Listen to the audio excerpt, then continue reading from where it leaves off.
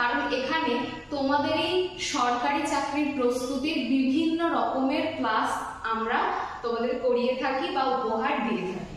সুতরাং যারা আজকে ফার্স্ট ক্লাস দেখছো তারা সাবস্ক্রাইব করতে ভুলবে না, কারণ সামনে আসন্ন যত পরীক্ষা রয়েছে প্রত্যেকটি পরীক্ষার যে প্রিপারেশন সেটা কিন্তু আমাদের চ্যানেলে রীতিমতো কনসেপ্ট ক্লাস এবং এমসিকিউ এর প্র্যাকটিস সেশনের মাধ্যমে করানো হচ্ছে। সুতরাং স্কিপ না করে আজকের ক্লাসটি মন দিয়ে দেখবে। আজকে আমরা মুঘল সাম্রাজ্যের আকবর সম্পর্কে আলোচনা করব।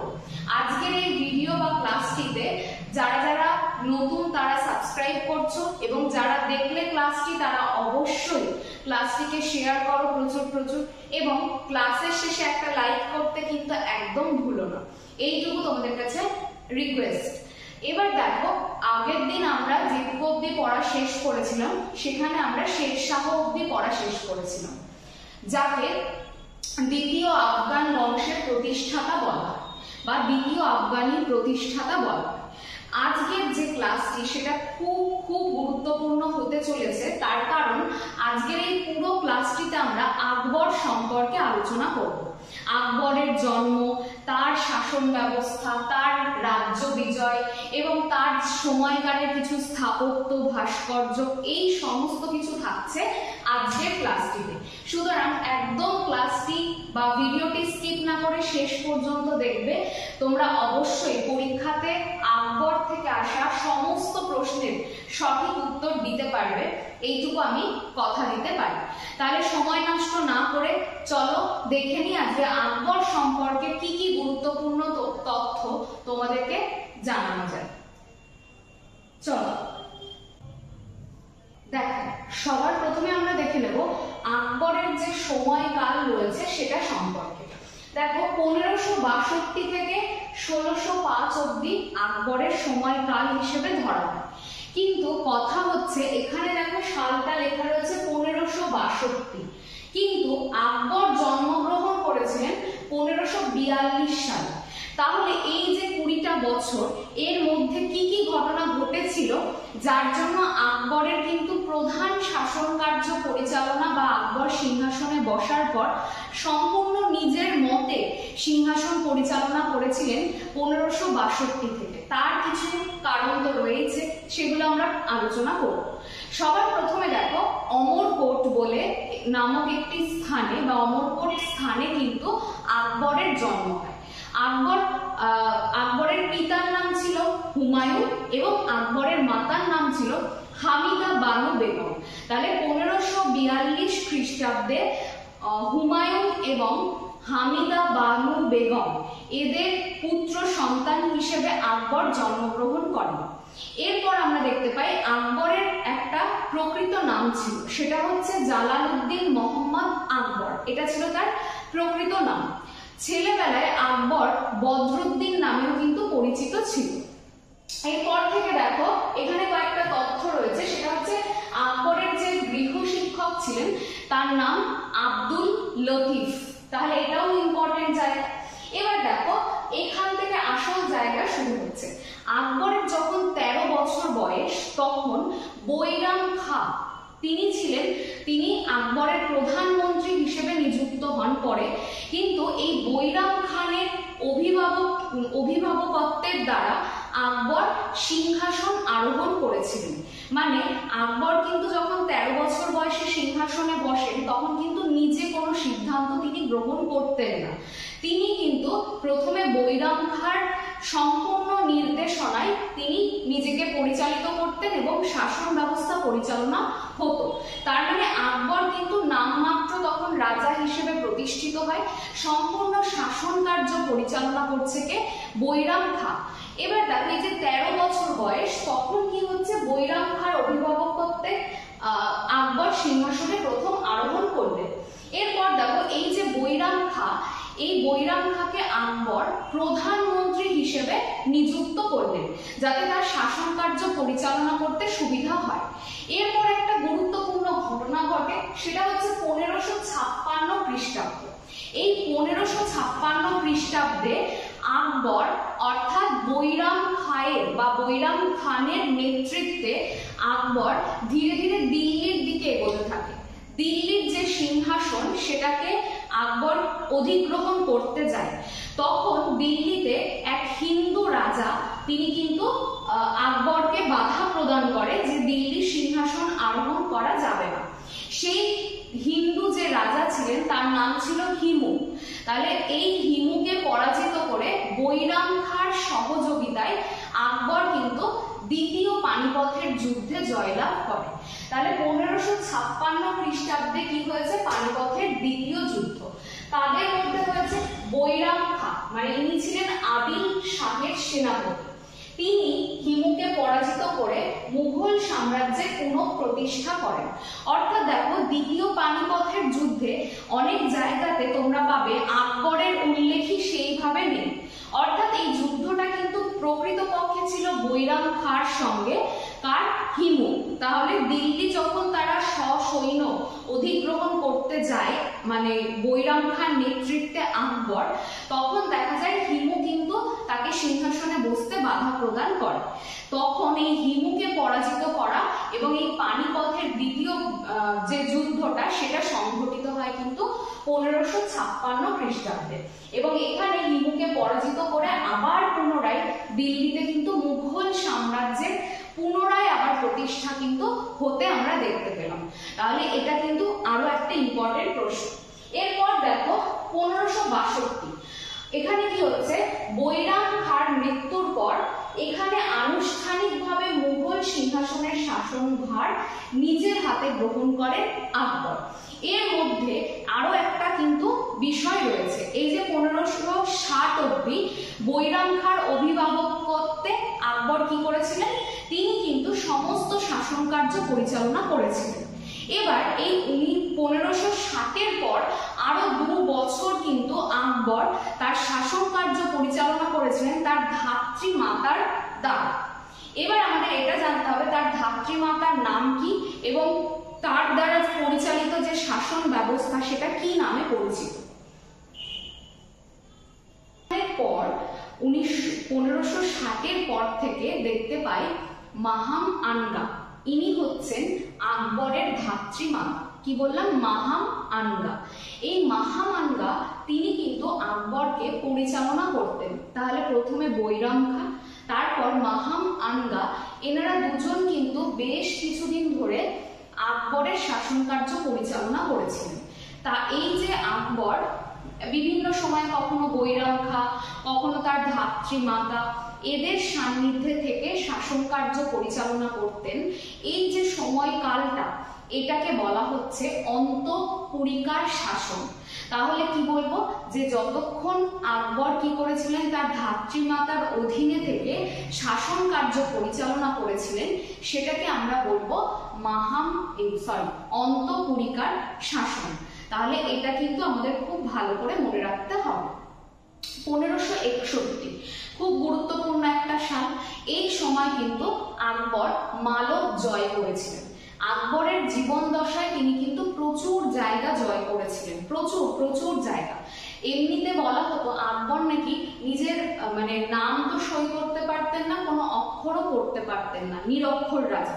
কিন্তু আকবরের যদি আমরা শাসন ব্যবস্থা, আকবরের সমস্ত কাজকর্ম, স্থাপত্য, ভাস্কর্য এগুলোকে দেখি, তাহলে আমরা খুব ভালোভাবে বুঝতে পারবো যে এটা কিন্তু মানে ভাবলে অবাক লাগবে একজন নিরক্ষর রাজা কত বুদ্ধিমান এবং বুদ্ধিমত্তার সঙ্গে প্রত্যেকটা কাজ করেছেন। তাহলে 1561 সালে আকবর কি করলেন? মালব জয়ের উদ্দেশ্যে এগোলেন। কারণ তখনও পর্যন্ত এই মালব যে জায়গাটা, সেই জায়গাটাতে কিন্তু মানে সুরি যে রাজবংশ তারা রাজত্ব করছেন। ওদের ওই শেষ রাজবংশের যে চিহ্নটা, সেটাকে ওই সুরি রাজবংশের চিহ্নটাকে একদম ভারত থেকে সরিয়ে দেওয়ার জন্য আকবর কি করলেন? প্রথমেই আগে মালব জয়ের উদ্দেশ্যে গেলেন এবং তিনি মালবকে জয়ও করলেন। তারপর আসলো 1562। এই সময়কাল থেকে আকবর কিন্তু পুরোপুরি একদম অন্তঃপুরিকার শাসন থেকে মুক্ত হয়ে সম্পূর্ণ নিজে সিংহাসনে বসে সম্পূর্ণ দায়িত্ব নিলেন রাজ্যভার পরিচালনা করার জন্য, সেটা 1562 থেকে। এরপর দেখো 1562 খ্রিস্টাব্দে আকবর জয়পুরের বিহারী মলের কন্যা এবং 1570-এ বিকানের রাজকন্যাকে বিবাহ করেন। তাহলে এটা কিন্তু খুব ভালোভাবে মনে রাখবে, আকবর কিন্তু এই বিবাহ বা বৈবাহিক যে নীতি তার মাধ্যমে রাজ্য বিস্তারে কিন্তু সাংঘাতিক বিশ্বাসী ছিলেন। তিনি অম্বর, বিকানের এই সমস্ত জায়গা, জয়পুর, এই তিনটে জায়গার রাজকন্যাকে বিবাহ করে বৈবাহিক নীতি স্থাপন করেছিলেন। তাহলে কিন্তু তিনি তিনটে জায়গা, অম্বর, জয়পুর আর তার সাথে বিকানের, এই জায়গাগুলোর রাজকন্যাকে বিবাহ করে তিনি কিন্তু বৈবাহিক নীতি প্রতিষ্ঠা করেছিলেন। তারপর দেখো 1564-তে অম্বরের রাজা ভারমলের পুত্র মানসিংহ আকবরের কাছে আত্মসমর্পণ করলে আকবর তাকে প্রশাসনিক প্রধান পদে নিযুক্ত করেন। তাহলে তাকে আকবর 1564 খ্রিস্টাব্দে প্রশাসনের একদম প্রধান পদে নিযুক্ত করেছিলেন। সেটা মনে রাখবে, ভারমলের পুত্র মানসিংহকে। তাহলে এটাও একটা গুরুত্বপূর্ণ প্রশ্ন যে প্রশাসনিক স্তরে একদম উচ্চ পদে কাকে নিযুক্ত করেছিলেন আকবর? মানসিংহকে। নেক্সট দেখো 1576, খুব ইম্পর্টেন্ট, হলদিঘাটের যে যুদ্ধ হয়েছিল। তার আগে আমি কয়েকটা জিনিস তোমাদের বলবো, সেটা হচ্ছে এই মালব জয় ছাড়াও আকবর কিন্তু আরো বিভিন্ন জায়গা জয় করেছিল। যেরকম সেই জায়গাগুলোর মধ্যে অন্যতম কি গন্ডোয়ানা রাজ্য। কথা হচ্ছে এই গন্ডোয়ানা রাজ্যটা ঠিক কোথায় অবস্থিত বর্তমানে গন্ডোয়ানা রাজ্য মধ্যপ্রদেশ এবং ছত্তিশগড়ের মধ্যবর্তী একটা জায়গা। বলা হয় ওই জায়গাটাই, গন্ডোয়ানা রাজ্যটা প্রধানত কিন্তু খনিজ সম্পদে ভীষণভাবে পরিপূর্ণ ছিল। এর জন্য আকবর কি করেছিলেন, ওই জায়গাটাকে আক্রমণ করে নিজে ওই জায়গাটাতে সাম্রাজ্য বিস্তার করতে চেয়েছিলেন, ওই খনিজ সম্পদের আকর্ষণের জন্য। এরপর দেখো গন্ডোয়ানা জয়ের পর সব থেকে গুরুত্বপূর্ণ আকবরের জীবনে যে ঘটনা, সেটা হচ্ছে চিতোর জয়। এই চিতোর এবং রণথম্বর, এই দুটো জায়গা কিন্তু আকবর জয় করেছিলেন। যখন তিনি চিতোর জয়ের উদ্দেশ্যে যান, তখন তিনি গুজরাটে এবং গুজরাটের কাছে যাওয়ার পর তিনি প্রথম কিন্তু সমুদ্রের দেখা পান। তার আগে তিনি জীবন দশায় কখনো সমুদ্র কেমন হয় দেখেননি। এই প্রসঙ্গে বলি যে চিতোর যখন তারা আক্রমণ করার উদ্দেশ্যে আকবর এগোলেন, তখন সেখানে দেখা গেল উদয় সিং কিন্তু ওই চিতোরে রাজত্ব করছে। উদয় সিং কি করলো, ওই চিতোরের যখন দুর্গে গিয়ে একদম উপস্থিত হলো আকবর, তখন কিন্তু উদয় সিংকে তার দুজন কি বলবো দ্বার রক্ষী বলা যেতে পারে, বা দুজন তার যে প্রধান তাদের আর কি সমস্ত ক্ষেত্র থেকে বা সমস্ত যুদ্ধক্ষেত্র থেকে রক্ষাকর্তা হিসেবে দুজন রক্ষী ছিলেন, তারা দুজন উদয় সিংকে কিন্তু বের করে দিলেন পেছনের রাস্তা দিয়ে। আর ওই যে দুজন ব্যক্তি যারা উদয় সিং এর রক্ষাকর্তা হিসেবে ছিলেন, তারা কিন্তু একদম তাদের মৃত্যু না হওয়া পর্যন্ত আকবরের সঙ্গে যুদ্ধ করে গেলেন। সেই জন্য আকবর কিন্তু রাজপুতদের এই যে রাজার প্রতি এতটা মহানুভবতা বা রাজার প্রতি তাদের এতটা আর কি সম্মান বোধ, সেটা দেখে কিন্তু আকবর ভীষণভাবে রাজপুতদের ওপর আর কি সন্তুষ্ট হলেন। তিনি পরবর্তীকালে তার যত সেনা রয়েছে তার মধ্যে প্রচুর কিন্তু রাজপুতদের নিযুক্ত করেছিলেন। তাদের এই রাজার প্রতি এতটা ভালোবাসা এবং সম্মানবোধ দেখে আকবর কিন্তু বেশ আগ্রহ প্রকাশ করেছিলেন, সমস্ত ক্ষেত্রে তিনি রাজপুতদেরকে কি করতেন, নিযুক্ত করতেন। এরপর দেখো 1576 সাল, এই যে সালটা, এখানে হয়েছিল হলদিঘাটের যুদ্ধ। আরাবল্লী পর্বতের পাদদেশীয় যে অঞ্চলটা, সেটার যে মাটির রং সেটা অনেকটাই কিন্তু হলুদ রঙের। এই হলুদ রঙের মাটি থাকার জন্য এই অঞ্চলটাকে বলা হয় হলদিঘাট। এই হলদিঘাটের যুদ্ধ হয়েছিল, তাদের মধ্যে হয়েছিল হলদিঘাটের যুদ্ধ দেখো রাজপুত রাজ রানা প্রতাপ সিংহ এবং আকবর, এদের মধ্যে। তাহলে মেবারের রানা প্রতাপ সিংহের সঙ্গে আকবরের হলদিঘাটের যুদ্ধ হয়েছিল। এই যুদ্ধে বলা হয় যে আকবর কিন্তু সম্পূর্ণ ছল চাতুরির মাধ্যমে এই যুদ্ধটা জয়লাভ করেছিল। তাহলে এটা কিন্তু আকবরের জীবনে একটা কি বলবো, খারাপ অধ্যায় বলা যেতে পারে, যার জন্য আকবরের যে পদমর্যাদা সেটা কিন্তু কিছুটা হলেও নেমে গেছিল। এই হলদিঘাটের যুদ্ধে বলা হয় আকবর খুব ছলচাতুরির মাধ্যমে কিন্তু কাকে, মেবারের রানা প্রতাপ সিংহকে পরাজিত করেছিল। এরপর দেখো কি রয়েছে, 1586 আকবর কাশ্মীর জয় করেছিলেন। 1593 সিন্ধু প্রদেশ তিনি জয় করলেন। এরকম কাশ্মীর, সিন্ধু প্রদেশ, বালুচিস্তান, কান্দাহার এই সমস্ত জায়গা কিন্তু ধীরে ধীরে আকবর কি করলেন, জয় করলেন। তারপর দেখো বলছে 1595 খ্রিস্টাব্দে আহমেদ নগরের বিধবা বিবি চাঁদ সুলতানাকে তিনি কিন্তু আবার পরাজিত করেন। এরপর 1599 আকবর বীরহানপুর দুর্গ দখল করেন। তারপর দেখো 1601 সালে ভীষণ গুরুত্বপূর্ণ, কারণ আকবরের জীবনে এটা হচ্ছে একদম শেষ একটা যুদ্ধ জয়, যার মাধ্যমে সে প্রচুর সোনার মালিক হয়ে গেছিল এই আকবর। সেটা হচ্ছে আশিরগড় দুর্গ জয়ের মাধ্যমে। এটা ছিল তার জীবনের একদম শেষ যুদ্ধ অভিযান। তাহলে এছাড়াও আকবর মনে রাখবে সুরাটও কিন্তু আকবর সেই সময় জয় করেছিলেন। তাহলে যদি বলে আকবরের জীবনের একদম সর্বশেষ কোন দুর্গ জয় ছিল আকবরের সব থেকে উৎকৃষ্ট ঘটনা জীবনে, সেটা হচ্ছে আশিরগড় দুর্গ জয়। এবং সালটাও ভীষণভাবে মনে রাখবে, 1601 সালে আশিরগড় দুর্গ জয় করেছিলেন আকবর। তার জীবন দশায় বহু কিছু তিনি কিন্তু করে গেছেন। তিনি যতই নিরক্ষর হন না কেন, তিনি কিন্তু প্রথম সতীদাহ প্রথা রদ করেছিলেন। তিনি বলেছিলেন সতীদাহ প্রথা আর চলবে না। তিনি প্রথম বিবাহের একটা নির্দিষ্ট বয়স আমাদের সামনে তুলে ধরেছিলেন। সেই সময়ের যে সাম্রাজ্য, সেখানে কিন্তু ছেলেদের বিবাহের বয়স ছিল 16 বছর এবং মেয়েদের বিবাহের বয়স ছিল ন্যূনতম 14 বছর। এবং এর জন্য এই বিবাহ বিষয়ক দেখাশোনার জন্য তিনি কিন্তু একটা বিভাগ চালু করেছিলেন।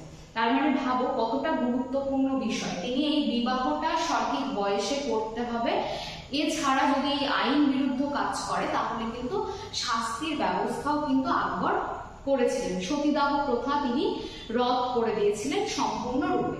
এবং তিনি ঝাড়খা দর্শন, এটা কিন্তু তিনি চালু করেন। তাহলে আকবর ঝাড়খা দর্শন চালু করেছিলেন। তাহলে এটাও কিন্তু খুব গুরুত্বপূর্ণ একটা বিষয়।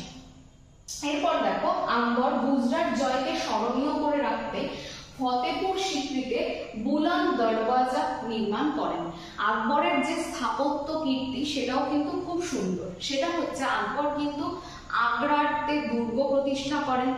আকবর কিন্তু ফতেপুর সিক্রিতে এই বুলন্দ দরওয়াজা তিনি কিন্তু এটাও প্রতিষ্ঠা করেন। তাহলে এগুলো কিন্তু খুব গুরুত্বপূর্ণ, পরীক্ষায় আসার মতো প্রশ্ন। 1605 খ্রিস্টাব্দে আকবর রক্তাল্পতায় আক্রান্ত হয়ে মারা গেলে সেকেন্দ্রাতে সমাধিস্থ করা হয়। তাহলে আকবর কিন্তু রক্তাল্পতা অর্থাৎ অ্যানিমিয়ার মাধ্যমে কিন্তু মারা গেছেন। এরপর দেখি আমরা আকবরের যে শাসন ব্যবস্থাগুলো সেটা সম্পর্কে। শাসন ব্যবস্থাতে কি বলছে, আকবরের শাসন ব্যবস্থার মূল দায়িত্ব ছিল ভকিল বা প্রধানমন্ত্রীর উপর। তাহলে আকবরের সম্পূর্ণ কাজকর্ম পরিচালনা করত কিন্তু তার প্রধানমন্ত্রী। তার রাজস্ব সংগ্রহের কাজ করত টোডরমল বলে একজন একটা পদ ছিল টোডরমল বলে, যারা রাজস্ব সংগ্রহের কাজ করত। আকবর তার সাম্রাজ্যকে 12টা বা 15টা সুবাদে বিভক্ত করেছিলেন। তাহলে এটা নিয়ে কিন্তু একটা মতান্তর রয়েছে যে আকবর 12টা অথবা 15টা সুবা বা প্রদেশ তৈরি করেছিলেন। এই 15টা বা 12টা যে সুবা বা প্রদেশ ছিল তাদেরকে আবার বিভিন্ন পরগনাতে বিভক্ত করে শাসন কার্য পরিচালনা করা হতো, যাতে শাসন কার্য পরিচালনা করতে অনেকটাই সুবিধা হয়। আকবরের রাজসভায় নবরত্ন বিরাজ করতেন, যাদের মধ্যে সব থেকে প্রধান ছিলেন বীরবল। এবং তোমরা এটাও জানো যে আকবরের রাজসভার যিনি বিখ্যাত সব থেকে প্রতিভাবান ব্যক্তি ছিলেন তার নাম হচ্ছে আবুল ফজল। তিনি আইনি আকবরী এবং আকবরনামা এই দুটো গ্রন্থের কিন্তু রচয়িতা। এছাড়াও তানসেন কিন্তু আকবরের রাজসভার বিখ্যাত একজন ব্যক্তিত্ব ছিলেন। দেখো, আকবরের রাজস্ব মন্ত্রী টোডরমল প্রবর্তিত রাজস্ব ব্যবস্থাকে যাবতী প্রথা বলা হয়। এটা খুব ইম্পর্টেন্ট জায়গা। এই যে টোডরমলরা রাজস্ব সংগ্রহ করবে, এই প্রথাটাকেই যাবতী প্রথা বলা হয়, যা আকবর 1582 সালে প্রবর্তন করেছিলেন। এরপর দেখো, 1572 সালে আকবর ফতেপুর সিক্রিতে লাল পাথরের দুর্গ নির্মাণ করেন। তাহলে ফতেপুর সিক্রিতে কে দুর্গ নির্মাণ করেছিলেন? আকবর। 1575 সালে আকবর ফতেপুর সিক্রিতে ইবাদত খানা প্রস্তুত করেন। ভীষণ ইম্পর্টেন্ট, আকবর কিন্তু একটা ধর্ম মতেরও প্রবর্তন করেন, সেটার নাম হচ্ছে দিন-ই-ইলাহি। তিনি বলেছিলেন তিনি এই দিন-ই-ইলাহি যে ধর্মমত, সেখানে সমস্ত ধর্মের আলোচনা তিনি করবেন। এই ইবাদত খানাতে কিন্তু এসে সবাই মিলে কিন্তু সমস্ত ধর্মের আলোচনা করত।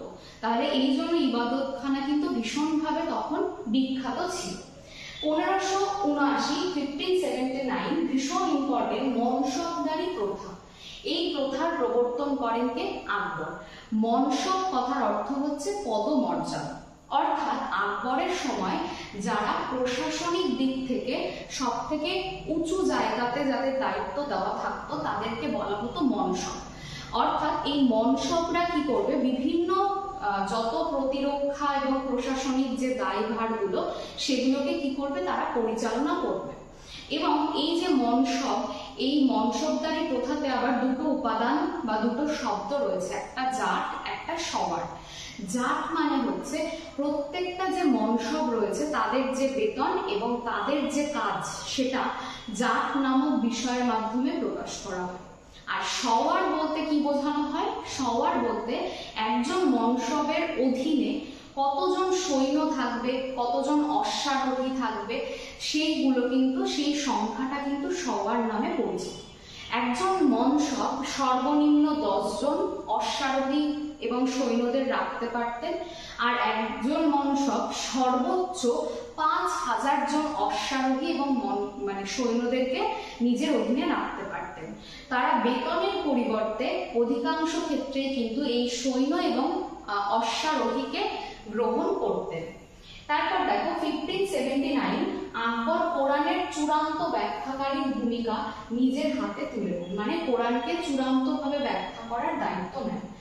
সুল-ই-কুল নামক সংগঠন প্রতিষ্ঠাও করে ফেলেন এই কোরআনের চূড়ান্ত ব্যাখ্যার জন্য। সকল ধর্মের শান্তিপূর্ণ আলোচনার জন্য 1582 সালে দিন-ই-ইলাহি প্রবর্তন করেন আকবর। দিন-ই-ইলাহি কথার অর্থ হচ্ছে দেবাদেশ বা স্বর্গীয় একেশ্বরবাদ। এটাও কিন্তু একইভাবে গুরুত্বপূর্ণ। এরপর দেখো কি বলছে, আকবরের হিন্দু মন্ত্রী বীরবল, আবুল ফজল ও ফৈজি দিন-ই-ইলাহি ধর্মমত গ্রহণ করেন। বীরবলকে প্রথম বলা হয় যিনি দিন-ই-ইলাহি ধর্মমত প্রথম গ্রহণ করেছিলেন। তাহলে বীরবল হচ্ছেন প্রথম যিনি আকবর প্রবর্তিত নতুন একটা ধর্মমত দিন-ই-ইলাহি প্রবর্তন করেন। আকবর ভারতবর্ষকে দার-উল-হার্ব অর্থাৎ অমুসলমানদের যে দেশ সেটা হিসেবে প্রতিষ্ঠিত করবেন বলে কথা দিয়েছিলেন। তারপর দেখো, আকবরের সভাকবি ছিলেন সঙ্গীতজ্ঞ তানসেন, যার প্রকৃত নাম রামতনু পান্ডে। তাহলে একজন তো আবুল ফজল যিনি বিখ্যাত, আরেকজন হচ্ছেন তানসেন, তিনি কিন্তু বিখ্যাত একজন সঙ্গীতজ্ঞ।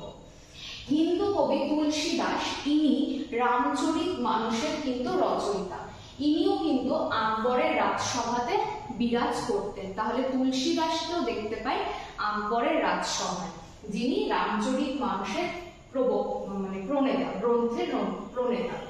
বিখ্যাত সুফি সন্ত মঈনুদ্দিন সেলিম চিশতি আকবরের সমসাময়িক ছিলেন। এইখানে দেখো 1564 সালে খুব ইম্পর্টেন্ট, আকবর কি করেন?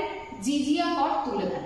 আর 1563 সালে আকবর কিন্তু হিন্দুদের ওপর থেকে তীর্থ করকে তুলে নেন। এটাও মনে রাখবে, 1563-তে তিনি হিন্দু কর তুলে নেন, হিন্দুদের ওপর তীর্থ কর তুলে নেন, হিন্দু কর বললাম, হিন্দুদের ওপর থেকে তীর্থ কর তুলে নেন, আর 64-তে জিজিয়া কর তুলে নেন। 1583 সালে আকবর বলপূর্বক সতীদাহ প্রথা রদ করেন। 1583 আকবর খুব গুরুত্বপূর্ণ চতুর্থ শিখ গুরু রামদাস কে আকবর কি দিয়েছিলেন, অমৃতসরে জমি দিয়েছিলেন কি তৈরির জন্য, স্বর্ণ মন্দির তৈরির জন্য। তারপর দেখো আকবর লাল পাথরের আগ্রা ফোর্ট ফতেপুর সিক্রিতে নির্মাণ করেন। তাহলে লাল পাথরের যে ফোর্টটা আগ্রা ফোর্ট সেটা কে তৈরি করেছিলেন, আকবর। হুমায়ুনের সমাধি আকবর তৈরি করেছিলেন। বুলন্দ দরওয়াজা আকবর তৈরি করেছিলেন। ইবাদতখানা আকবর তৈরি করেছিলেন। আকবর পারসিক অনুকরণে তার রাজসভায় ঝাড়খা দর্শন নীতি প্রবর্তন করেন এবং তিনি একটা পারসিক উৎসব চালু করেন যেটার নাম ছিল নরওয়া উৎসব চালু করেন কিন্তু আকবর। আর ঝাড়খা দর্শনটাও চালু করেছিলেন আকবর। তিনি বাংলার 12 ভূঁইয়াদের পরাজিত করেন। তার সময় একজন বিদেশি এসেছিলেন পর্যটক রাফেল পিচ, 1575 সালে তার দরবারে আসেন। এরপর দেখো বিখ্যাত কবি সুরদাস তার সভা অলঙ্কৃত করেছিলেন। যেরকম তানসেন সভা অলঙ্কৃত করেছিলেন সেরকম সুরদাসও আকবরের সভা অলঙ্কৃত করেন।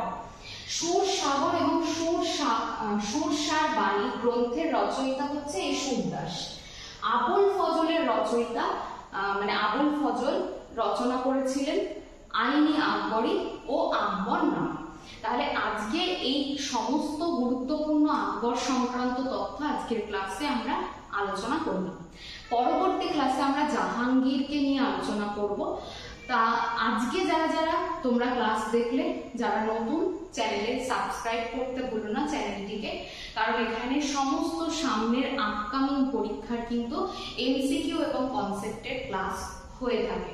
আর তার সঙ্গে আরো একটা কথা তোমাদের বলবো, তোমরা কিন্তু প্রত্যেকে এক ভিডিওটাকে কিন্তু শেয়ার করো, তাহলে আমাদের শেয়ারের মাধ্যমে কিন্তু আমাদের এই ভিডিওগুলো আরো কিন্তু আমরা সুন্দরভাবে গড়ে তুলতে পারবো। কারণ যত বেশি শেয়ার করবে, যত সবার ডিমান্ড বাড়বে, তত কিন্তু আমরা ভালো ভালো ক্লাস তোমাদেরকে দিতে পারবো।